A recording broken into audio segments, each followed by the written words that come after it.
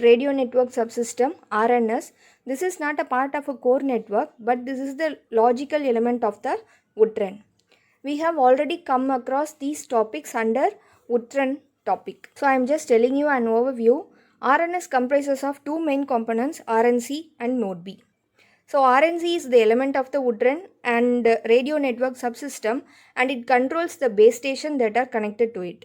And it handles some of the mobility management functions, resource management, and data encryption and decryption processes. And Node B is the term used in UMTS to denote the base station transceiver. Okay, so Node B is the 3GPP term, that is the 3G partnership project term for base station. The UMTS core network may be split into two different areas, circuit switched and packet switched. Circuit switched elements are primarily based on the GSM network entities, that is the previous generations, and carry data in a circuit switched manner, that is permanent channel for the duration of the call.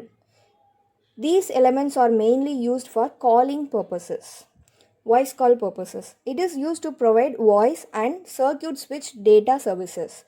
It contains mobile switching center MSC and gateway MSC as functional entities. Then packet switched elements. These network entities are designed to carry packet data.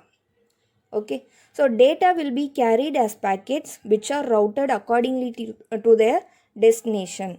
It is used to provide packet based services. It contains serving GPRS support node, that is SGSN, and gateway GPRS support node GGSN, and domain name server DNS, and dynamic host configuration protocol server, that is DHCP server, and packet charging gateway, and finally firewalls.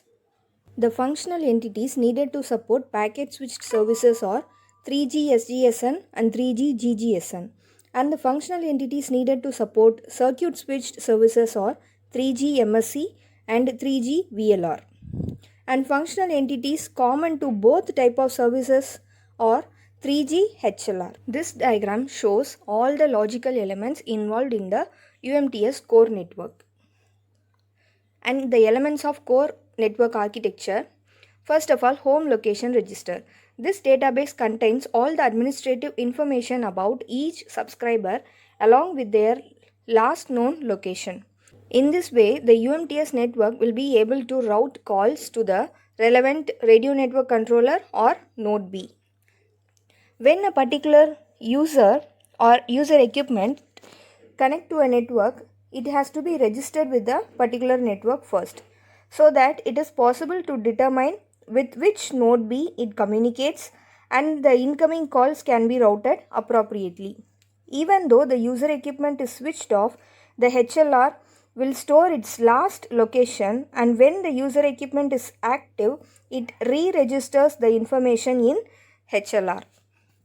Then the second one, equipment identity register, EIR. EIR is the entity that decides whether the given user equipment may be allowed onto the network.